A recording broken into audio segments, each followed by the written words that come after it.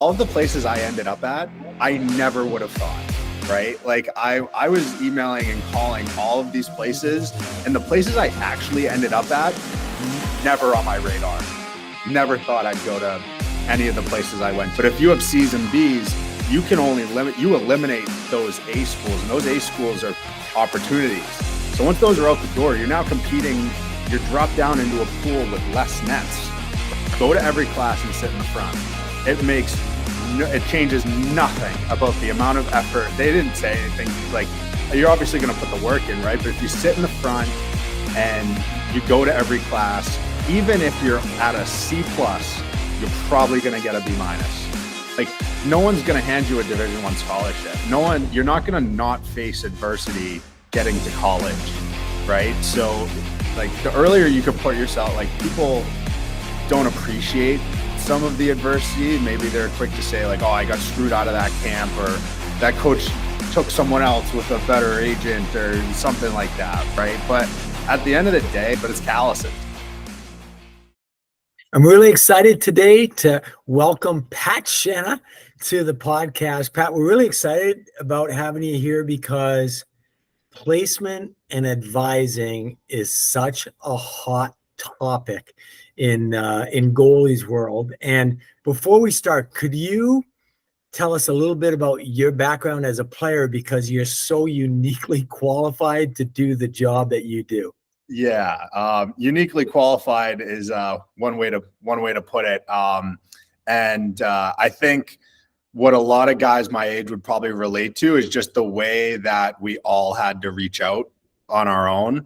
How we did a lot of stuff on our own, and that kind of, we found the opportunities that way. So in doing so, I landed. I started out at Andover High School. I guess I'll just go through the whole journey. I started out at Andover High School, moved on to Central Catholic after that for 2 years, my junior and senior year of high school. PG'd at Phillips Exeter. Playing 3 sports definitely helped with that.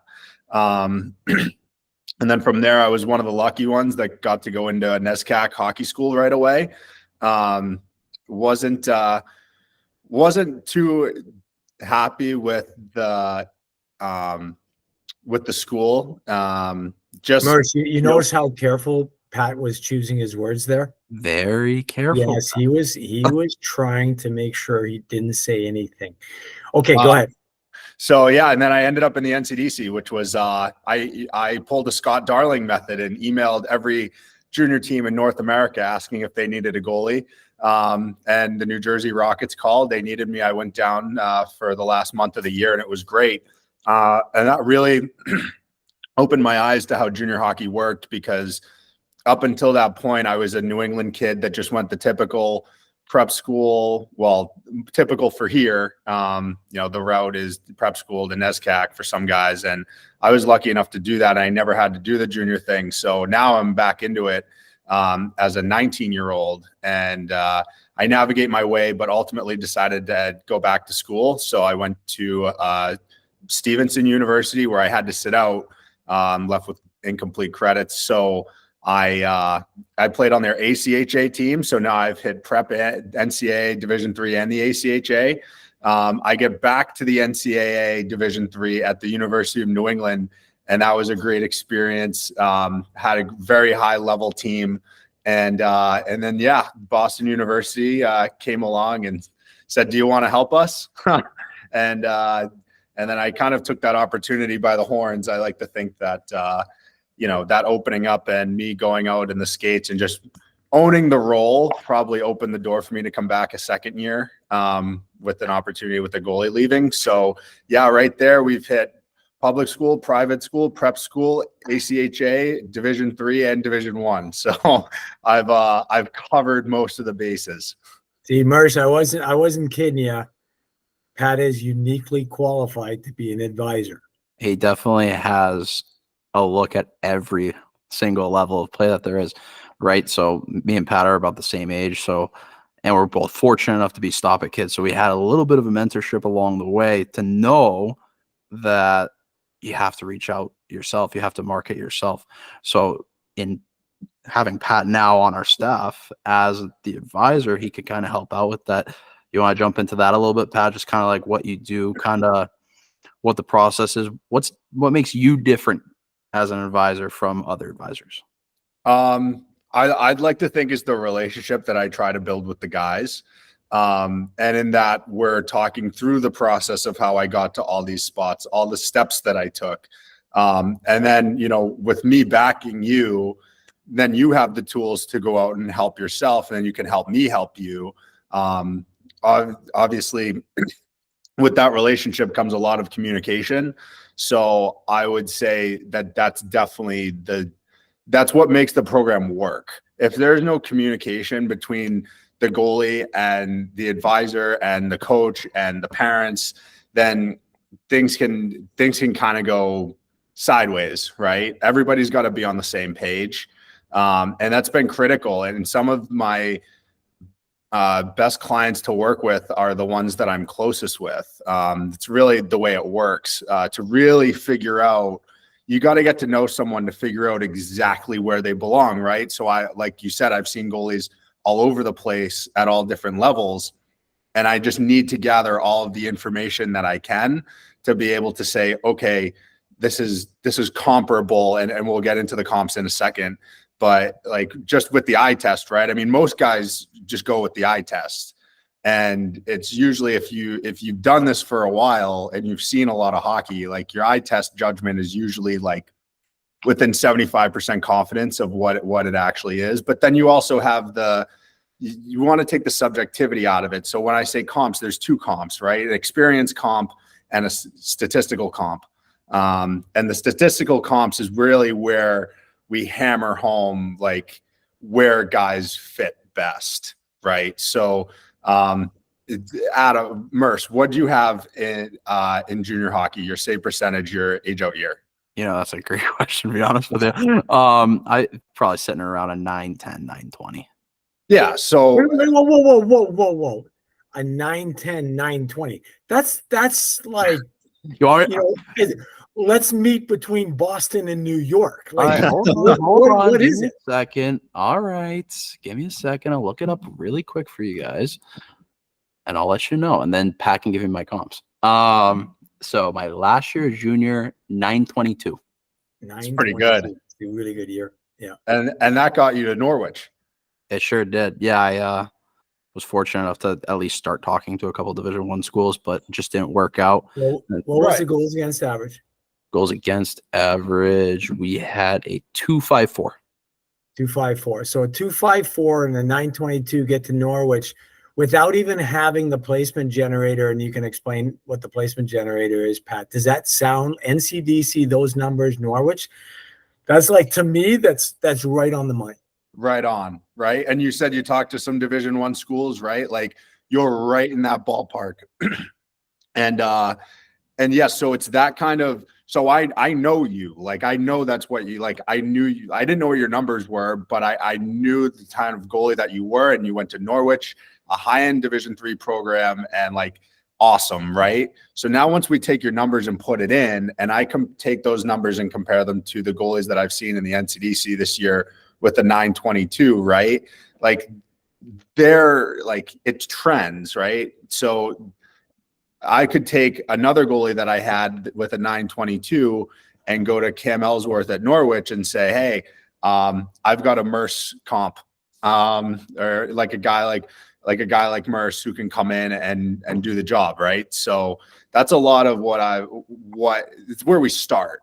Okay. So like if you were a junior goalie that reached out to me, we would run your comps right away, and just sit together and talk about where you are and then what it takes to get to another level. So we could also look at your numbers and your numbers compared to goalies in the same league that played Division I the following year and what their numbers were. So maybe it's, hey, like if you think you're a Division I goalie, like these are where Division I goalies are at, right? So and then we could take a look at the development side too, right? The development piece has been a way bigger part of this than I thought it would be, right? But when they're your guy and they want to get to a certain level, you can't not be involved at least somewhat with their development, because, or at least making sure they're getting the proper resources to get to where they want to get to.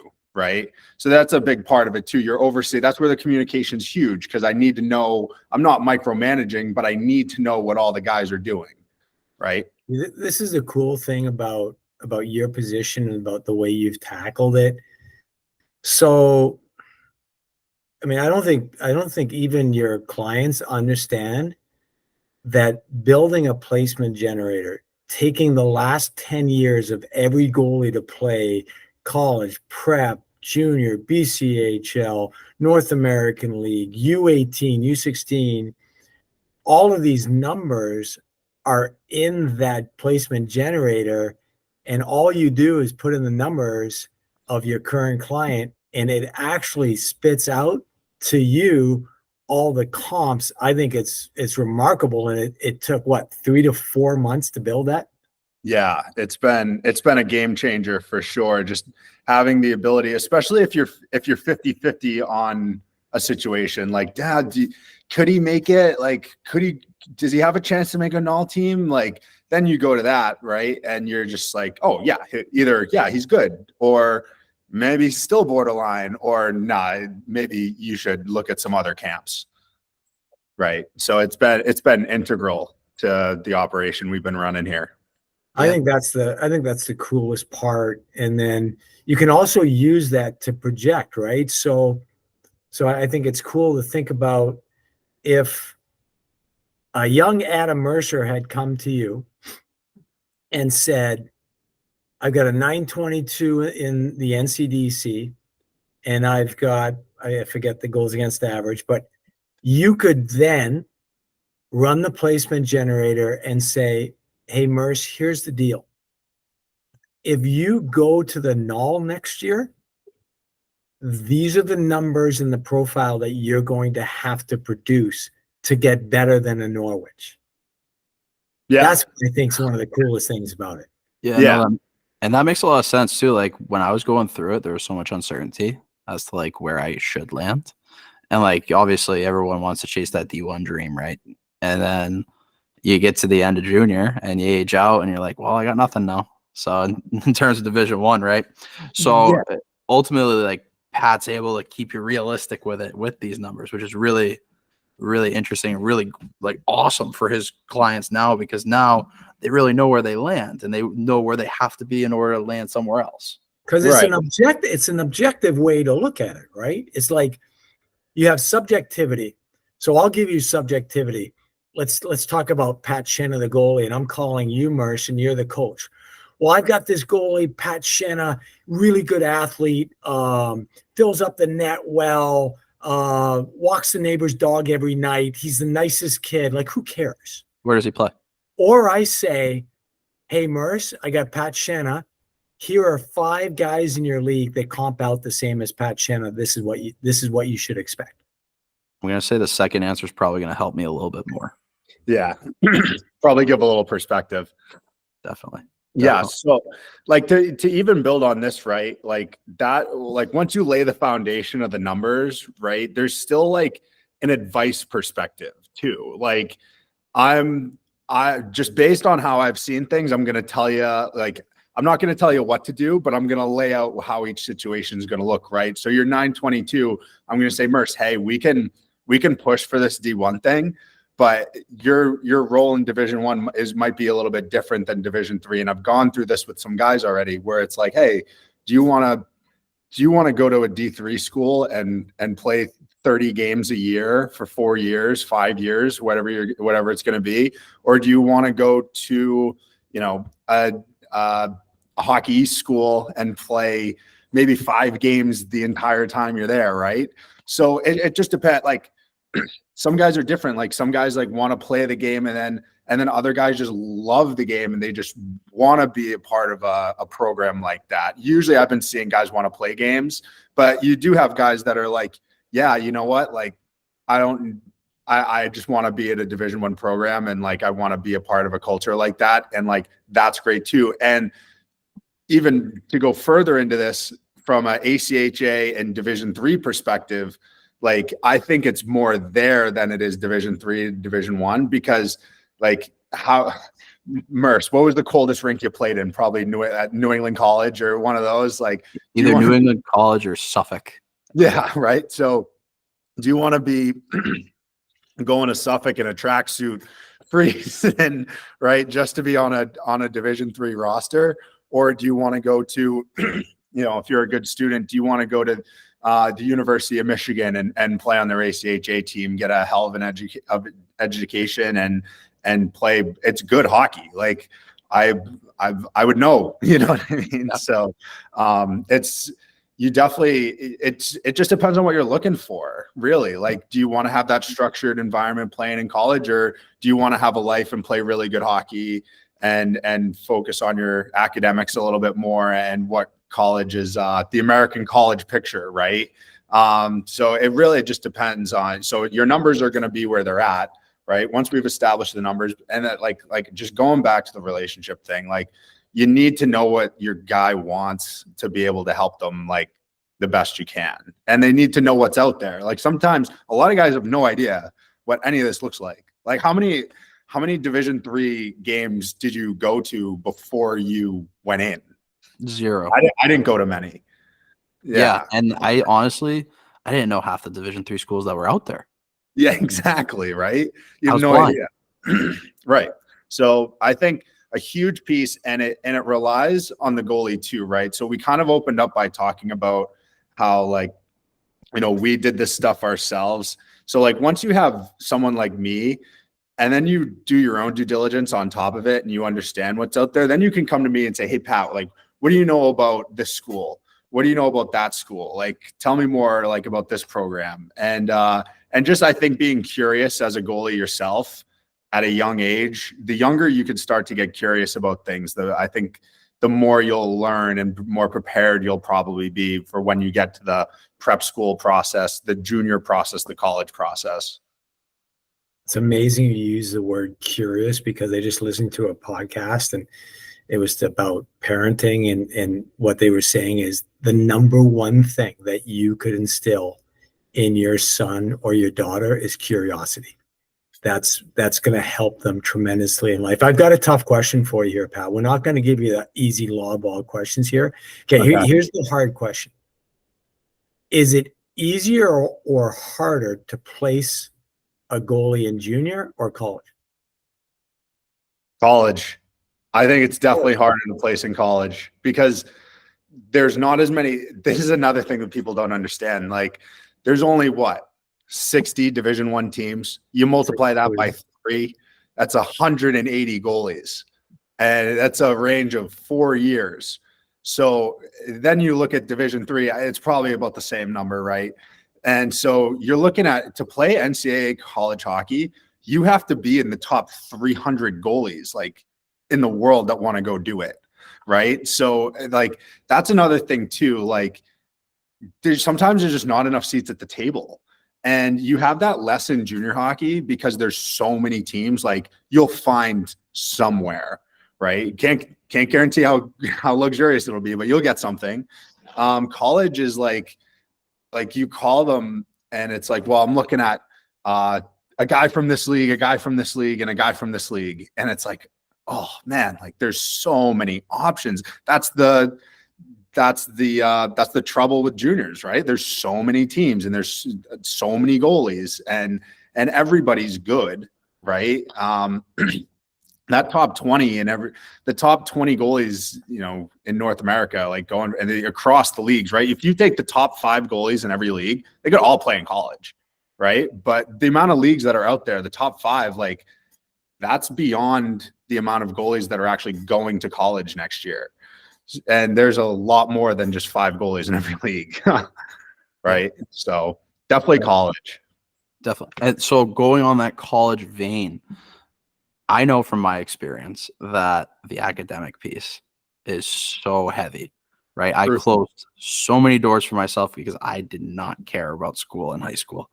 Okay. That can attest to this. We had a conversation one summer at Merrimack at a lunch table about how I was doing terrible in school and like you're closing doors for yourself, bud. So talk about that a little bit, right? Yeah. I was, when I was a kid, my parents would always say, just don't get a C. And I think now, like looking back on it, I would have changed my perspective to do your best to get an A. And if you get a B, that's okay. Right. Like just kind of switching that mentality around, because the grades are so important. Like you can't believe like what getting a C will do. Right. And Dak and I talk about this all the time about like the amount of nets you have. Right. So you have your A, B, and C. Right. So your A schools, if you get straight A's, you get access to the A schools, the B schools, and the C schools. But if you have C's and B's, you can only eliminate those A schools, and those A schools are opportunities. So once those are out the door, you're now competing, you're dropped down into a pool with less nets, right? It kind of goes back to the last conversation we were having, right? And if you think about when I was at Wesleyan, one of the things they said were go to every class and sit in the front. It changes nothing about the amount of effort. They didn't say anything like you're obviously going to put the work in, right? But if you sit in the front and you go to every class, even if you're at a C plus, you're probably going to get a B minus, right? And like that's the difference. That could open up a net for you, right? And it's effortless. And like unless you're on your deathbed, like you should go to class, right? And like that, it's just if you do things the right way and you're someone that the teacher wants to help, it's not that hard, right? If you do your work, like it's not that hard, and it's so important. I wasn't even the smartest kid, and the fact that I got into Wesleyan is insane. MBU, it's crazy. I think it's so funny when you think, okay, what is goaltending development? On ice, off ice, reading the play, reading like all that stuff. And at the end of the day, so much of it relies on net acquisition, the ability to acquire a net. And today I was speaking with a prep school coach, and he had this really interesting analogy for me. He goes, Dak, I played the same starting goalie every game this season. And I've been doing this for years, and I always get grief from the backup goalies. Why aren't I playing? Why don't I get a chance? Parents, why doesn't he get games? So on and so forth. He goes, and my answer is always the same. I'm not taking my number one defenseman and sitting him out an entire game. I'm not sitting out my number one defenseman. So why would I do it for my number one goalie? I want my number one goalie to play every game, just like I want my number one defenseman to play every game. Okay.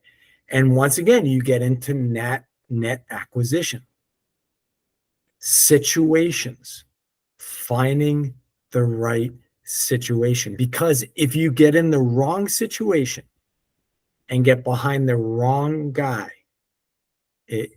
career is over. It's all over. Right.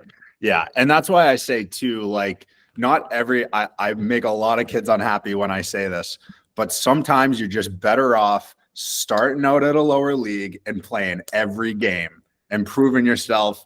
And like we say all the time, taking the stairs, right? Like, are you like playing games played is probably the 1A, 1B most important stat to save percentage, right? Like some days they go like one or the other for the most important, depending on the situation.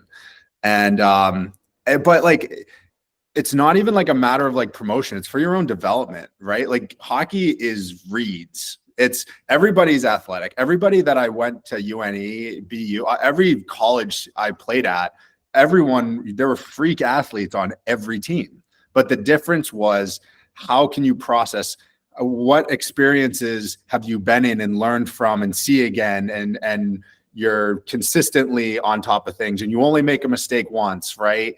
So like that kind of separates you. So yeah, it's pretty important, I would say. Definitely. So I'll pump your tires a little bit. I have a little testimonial for you. I did work with the junior railers this year. Pat did send me a goalie, and he played really well for us. He ended up moving on to the next level, but he played really well for us. Pat did a great job knowing where this kid would land, and the guy flourished for us, honestly. Well, he's a great example of a guy who bought into going to a lower league and playing games, and he did really well, right? Like he took it as a challenge to prove that, you know, he could play at a higher level.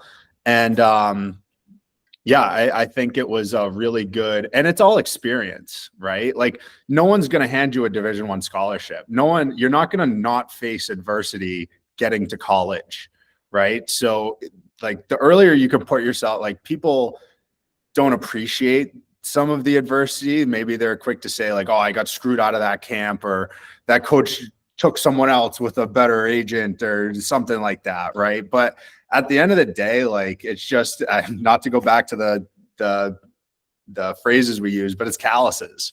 Like it's take your experience for what it's worth and learn from it and move on. And when you're anywhere in a net where a puck's being shot at you, stop it. It doesn't matter where you are. Your job doesn't change regardless of you're in high school, junior, or college. Like the role is still the same. Definitely. So I want to talk a little bit about the finances here. Okay. Okay. Junior hockey is expensive, college is expensive, so on and so forth. So if I play devil's advocate, I'd say I'm a parent, I'm a goalie parent. Why do I have to pay for an advisor? Shouldn't I just do it myself and save the money? And for parents that don't know, right, or goalies that don't know, what's an advisor cost? Like what's an average cost of an advisor? What's the going rate? How do you find an advisor? And do I really need to spend money? Yeah, that's a great question. To start out, like, yeah, like you definitely, how should I phrase this? Like, I'm very helpful because I can call a coach and ask about a situation and they tend to get back to me. It's a little bit easier, and parents have said this to me too, that it's definitely easier for me to get information than a parent would be. And I think a lot of advisors would probably tell you the same thing. Just because when we get on the phone, we speak the same language, right? Like just based on our experiences and what we know about the goalies, like we're pretty easy to talk to, I would say. So just in terms of just gathering information, like, you know, with different situations, I think it's pretty valuable. We're charging $180 a month. That's going with the monthly payment instead of the annual. And that's been great. Why do you have a monthly as opposed to an annual like other advisors? So Mersk can call me up and say, hey, Pat, you haven't done anything for me in a month. I'm out. Right. It's definitely, and I think it's a little bit less like stressful to pay a lump sum of money up front than like, you know, a 180 a month sounds a lot better than like 2,700, right? Or whatever it is. Well, what would be your understanding? What would be the market rate for, let's say, an advisor for a year? I've seen them. It'll range for sure, but anywhere between two's on the low end, but 3 to 6, I would probably say $1,000 a year. And I would probably say like you can't expect them to, well, some of them, I obviously have protocols in place to keep the lines of communication open. So I make myself very available, but like you definitely want to get your money's worth, right? You definitely need to check in. And sometimes like it happens with me. I'm so thankful sometimes when I get a text from a goalie that says, hey, do you have an update on this? And I'm like, yeah, like I needed that, right? Like, because then it, you know, depending on the priority, right? You're not going to go more than a week without hearing from me, especially if you reach out. But like then I have a list of tasks, right? And you can prioritize ones that, you know, need to get done. So I think it's great to have like the both ways communication. But like in terms of value, like if you can get answers or have an better understanding of your path, then I think it was worth it. Like if you were to ask me if I would have paid $180 a month for somebody who played at every level of hockey to tell me what it's like at all those levels, I would have been like, where do I sign? I don't know. That's just me, but it's definitely a very, very, very helpful resource. And I know that sometimes that they get a bad rap, but like for me, like if I can make it to where I got to, like that's why I want to try to, give back to these guys or help the next round of goalies that are looking for something, that are trying to do this, Definitely. And you're constantly proving yourself with the subscription model, right? So exactly. like you said, right? Like if I'm not happy with what you did 1 month, I'm going to say, all right, Pat, see you later. I'm going to go to someone else. Yeah. But with the subscription model, that holds you accountable too. Absolutely. And there's that. And then also too, like if you're placed, right? Like let's say you want to go to prep school and it's September, right? I will work for you the entire way. And then once you're placed and you feel that you don't need to be advised anymore, it was only 7 months. It wasn't 12. Right. So it gives you the ability to not pay for something you don't need. Right. So I think that's a good piece of it too. It definitely holds me accountable, but it also gives the flexibility to be like, okay, like why am I don't need to spend this extra $400 because the job. This is a fascinating part about this, Pat, is that conceptually that makes all the sense in the world, right? Mhm. But your goalies keep going with you. And I don't know if it's the once a week virtual meetings that you put on where the kids can hop on and talk. I don't know. Like it's fascinating that even after you make the placement, the kids still want to keep that relationship and want to keep that contact. Yeah. And that was like when we started, I didn't know how that was going to go. I was seriously under the impression that they're like, all right, yep, thanks for all your help. But no, there are definitely guys like I just did one with a great prep kid going to college next year, and we sat down and we did video on the teams that he was going to be playing against in college next year.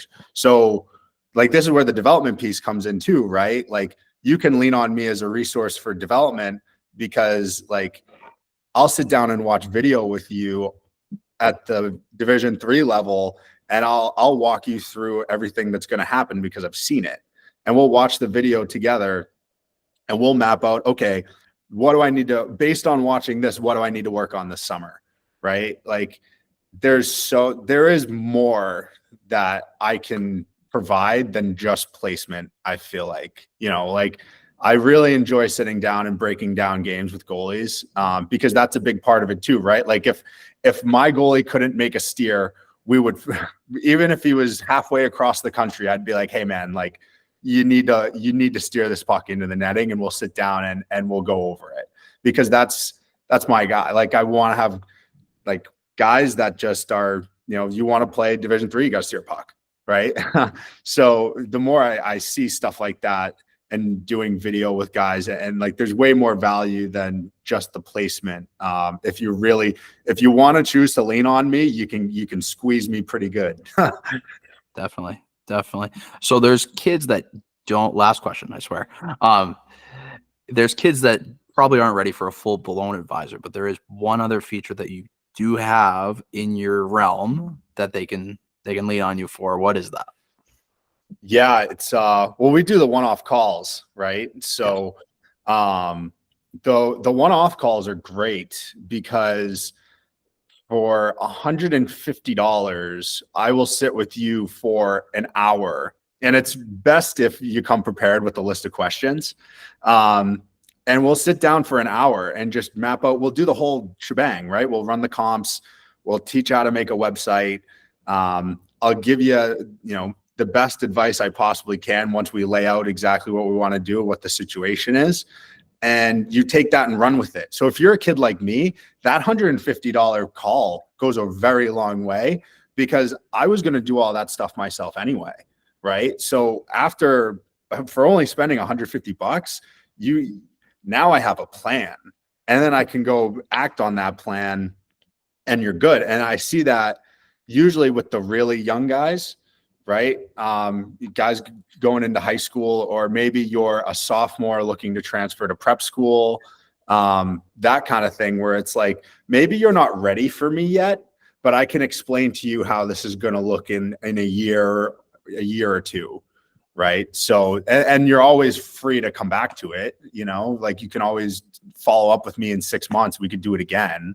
And I'm happy to do that, because, like I said, even though it's not someone that I'm directly representing, because sometimes at the age groups we just get maxed out, but I can still keep that relationship with you going, which is like what I want, especially if they're like coming in-house here and training with us, right? It's nice to be able to work with somebody on the ice and then also know where they're at and what they're trying to get to. That'll change how you work with them on the ice. If a kid comes to me as a freshman and says, Pat, I want to be a Division I goalie, and I'm just like, okay, well, we need to start now. When I'm on the ice with you, I'm going to push you like a Division I goalie, right? So like that it all kind of helps, and we take steps along the way too, right? Maybe that was a dramatic example, but I've got one last question from my end. What's the number one mistake that goalies and parents make when it comes to placement? Well, the first thing that comes to mind is going in somewhere too early when you're not ready. That's definitely a big one, because it's definitely easier to go in somewhere, like play a ton of games, and then go in somewhere and play even more games than going somewhere sitting and then hoping that you don't get over recruited. But was that kind of the answer, like the realm of the answer that you were? I think that's a pretty good answer. I think that's the cool thing about your placement generator, is that it creates the realism and the objectivity, as opposed to, hi, Pat, I'm, playing at this level, but I want to play in the USHL next year. So I like that. I like the steps and that. I know I've always used the go where you wanted mantra, and I've always felt like when a goalie goes where they want to go, when they try to squeeze a square peg in a round hole because that's what they want, that's usually where it goes wrong. Yeah, absolutely. Right. Like, if you pushed, let's use a powerhouse for an example. Let's use Boston College, right? Oh my, I want to go to Boston College. That's the only school I've ever wanted to go to. And I'm at this kind of level, and I just want to get there. Right. Like, you can go there, but you may never play. Right. So that's kind of like the squeeze in the route. Like, what I think about, it's actually more applicable to the prep schools, because the prep schools are actually, like, they're easier to get into than Boston College, right, to play hockey at. So if you go to if you're a kid with high academic, like good grades, you get in somewhere and it's your dream school. That's the only place you ever wanted to go, but you're not playing games. And it's like, well, do you want to be there, or do you want to play in college? If you want to be there, that's awesome. I love it. Stay. But if you want to play in college, like, maybe we don't look there. Maybe you're a freshman and they have a junior starter, and you're not going to see a lot of action until they bring another junior in. Maybe don't go there. Maybe just stay where you're at and then go. That's another thing too. The diploma that you get is the same, regardless of if you go as a freshman or as a junior or whatever. Like, PGs are kind of dated now, but like, I got the same diploma as everybody else from Exeter, and I was only there for a year, right? So there's a lot of reasons why I say, like, don't jump in too fast somewhere. Like, especially if it's funny to use that analogy, though, because I took Joey for his visit at BC, and he would have cut off his right arm to go to BC. I mean, that's the dream. That's where he wanted to go.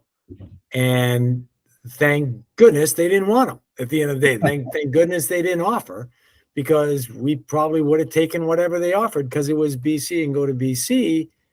But he ends up going to ASU, a new program where he gets a chance to compete and play, and then take the stairs and earn his way up. And if they would have brought him in for a half or a quarter Scott, whatever it would have been, he probably wouldn't be where he is today. Right. Yeah. And that's the same thing as the goalie who went to the Railers. It's the same thing as the next guy who's going to start out at not their first choice. That's another thing too. All of the places I ended up at, I never would have thought, right? Like I was emailing and calling all of these places, and the places I actually ended up at, never on my radar. Never thought I'd go to any of the places I went to, right? Like you probably, how many emails did you send out, or coaches you talked to? Like, oh, I think I'm going to get into this place. Like, I think they want me. And then, something changes, and then boom, something else pops up. It's like, whoa, all right. Now there's this. Yeah, it's unbelievable. I definitely never where you always end up where you belong, but it's never where you expect to be. 100%. When Norwich called, I had no idea who they were. So, but yeah, no, Pat, this has been awesome. If people want to find you, where can they find you? Pat at stopatgoaltending.com.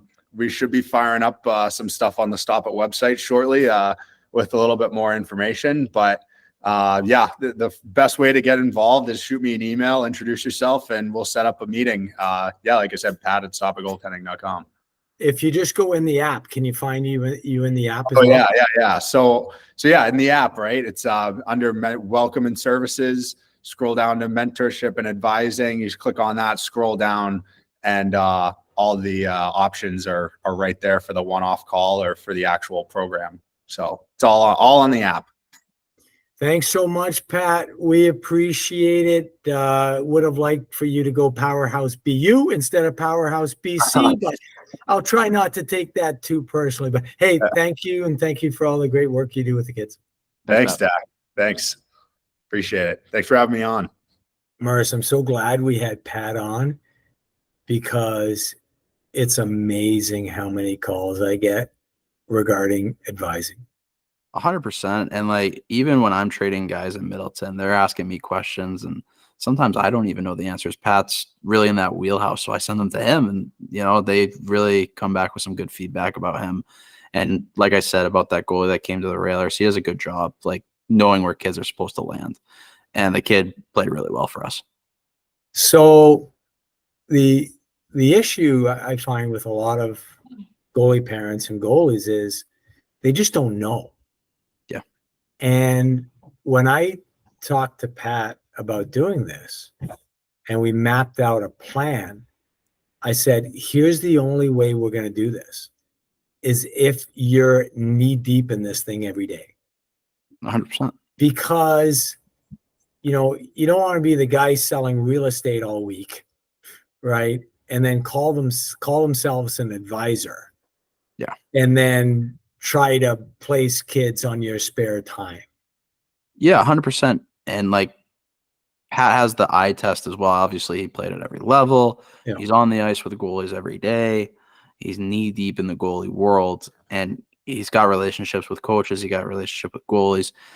He really has dove in headfirst into this thing, and he's done a great job so far. So really happy for him, and he'll just keep growing. And nothing was easy for Pat. He had to scratch and claw for everything he had, and I thought he was so qualified to do this because he was that kid that would do the extra, right? And one of the facets of the program is Pat helps you build your own website. So each one of the goalies that he represents has their own website. And it's fascinating to see the kids that dive into that website and keep it up to date and keep adding videos and pictures and references and all that kind of stuff. And the kids that go halfway. it just tells you a little bit about the personality and their character, and if they're willing to commit to the hard work that it takes, because we have a supply and demand issue. There's way too much supply of goalies. Yes. Without the demand. And if you're not willing to get on your horse and work for it, then just don't expect it to be handed to you. 100%. And yeah, I've known Pat since I was probably 12, right? So I've definitely seen him go through those trials and tribulations. Like you said, he's more than qualified to be doing the job. And like you said about the website, when I was building a website way back when, it was pretty basic, right? Yep. I was half asking it, right? It was like, well, I don't know if this is gonna work, right? But now that I'm seeing the websites that Pat's clients are putting together, they're awesome. And if he sends me a goalie and I click on his link, I have everything I need right there. I don't have to go to EP. I don't have to go searching through YouTube for videos. I don't have to go to Instead. I don't have to do any of that work. It makes my life so much easier. And that's the great thing about Pat, is he walks you through that. So Mercer, I've been doing the bridge program for like 6 years now. So I've got 6 years worth of alums. And I never know when I'm going to get the call. We could end this podcast and a minute later I get a call. Dak, I need a goalie. And there's nothing that goes right through me other than saying, hey, what do you need? Oh yeah, I got the perfect guy for you or the perfect girl for you. And I go to their webpage and it hasn't been updated. It like the video is 2 years old or the picture's like, come on, just help me help you. All you have, this is your brand. This is who you are. Keep up with your website. And hockey moves way too fast. Yep. You know, hockey world, the goalie world especially, way too fast. There's like you said, too many goalies, not enough spots. Yes. If they can't get access to that video, if they can't know what this kid's all about, oh, well, I'm just going to move on to the next guy. Right. Yes. So keeping that webpage updated, really making sure that you're presenting yourself as your brand in the best way possible is super important. I think that's super important for kids to take away from this podcast. And if you are interested in making one of those goalie websites, we do have a goalie extra on it under full videos on the app. Yes. Yeah. So that teaches you how to do it. And I know in my book, How to Be a Goalie Parent, there's a big explanation how to be a goalie. There's an explanation of how to self-promote, how to do it the right way. I hear that a lot from, parents. Oh, that kid is, his parents knew how to promote him or so on and so forth. I'm like, well, it's not rocket science. You send out emails with a URL, and that URL is the link to your webpage. You keep your emails short, 1 paragraph max, 3 sentences, whatever. You send them out to the coaches. You got your URL. They've got all the information in front of them. You've got a chance that they're going to look at it. And let's go back to objectivity versus subjectivity, right? You get a parent that reaches out to you. Maybe you're coaching at a prep school. Yeah, my son's great. Every kid's going to say that. Absolutely. Okay, so now let's go back to the subjectivity. I send you a link. This is tangible. These are his stats. These are his references. Call those references. Here's his video. This is how good he is. Yes. Right. So in terms of self-promotion, that's what you got to do. You have to make it more subjective rather than objective. Because think about it this way, right? When I send out an email with the goalie's URL, okay, and I say, hey, Mercer with the Railers, I've got this goalie that I think would be a good fit. And I send you an email and it's got the URL to it.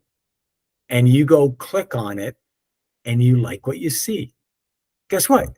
You're vested in it. And it's you saying, I like this guy, not Dak saying, Merce, you're going to like this guy. You got to like this guy. I like this guy. No, now it's you saying it, not me. Yeah, now I'm calling you back saying, "What? Give me more." And I'm also calling up the head coach of the Railers saying, "I got this kid, and he's a stud." Yeah, and now it's you now it's your opinion, not my opinion. Exactly. And I think that's the beauty of it. And yeah, you can go to the app, find out how to build your own website. I think every goalie from the time they hit high school should have their own. 8th grade, 9th grade. I mean, you should have your own because you control your brand at that point. And we say it all the time, control the controllables, right? Absolutely. This is a way for you to control how you're represented. Yeah, exactly. You can control things on the ice. You can control some things off the ice, right? And this is outside that realm of training and getting better, right? This is yourself as a brand, like we've been talking about. So I think that's really big. And then add on top of that, if you want an advisor, we have an advisor on the app. Pat's right there. Yeah, absolutely. And the amazing thing for me is that, I've been through it with my kids. It's so much more difficult for parents now. There are so many leagues and so many levels between each league, within each league, I should say, within each organization. And you could look at one team and they could have the best 16U team in the country, and their 15U team is terrible. Yep. And it's like, it's so hard. And that's why I think that is so effective, is because now you can go, what's the difference between the NA3? What's the difference between the EHL and the NCDC and the USHL and the NOL and the BCHL and the CCGH? There's so much to know. If you're not knee deep in it, I don't know how you're going to know this as a parent. And all we want to do as parents, give our kids good advice. 100%. Are you telling me that you don't know the difference between the gold team and the platinum team and the AAA and the B and the C? The platinum team's better than the gold team. I know that. In the EHF. Yeah. I think the EHF goes EHF Elite, EHF Platinum, and I believe there's like 2 golds. Yeah, I've gotten a bunch of different parents asking me about different teams, and I'm like, it makes my head spin. Yeah, it's so hard. So I'm glad we had Pat on. I'm glad we had another show. Yeah, no, me too. That was awesome. It's really good that we're getting a real eclectic view of goaltending through all these episodes. It's been really awesome between Beamer, Bruce, Maria. Now we got Pat. It's been awesome. Yeah, fantastic. Well, I appreciate your work on this and all the work that you do behind the scenes at Stop It Goaltending You. And for you goalie parents, and especially you goalies out there, remember, you got this. I hope you enjoyed the Goalie Podcast by Stop It Goaltending You. If you haven't already downloaded the Stop It Goaltending You app, you can get your free 7-day trial at either the App Store or Google Play.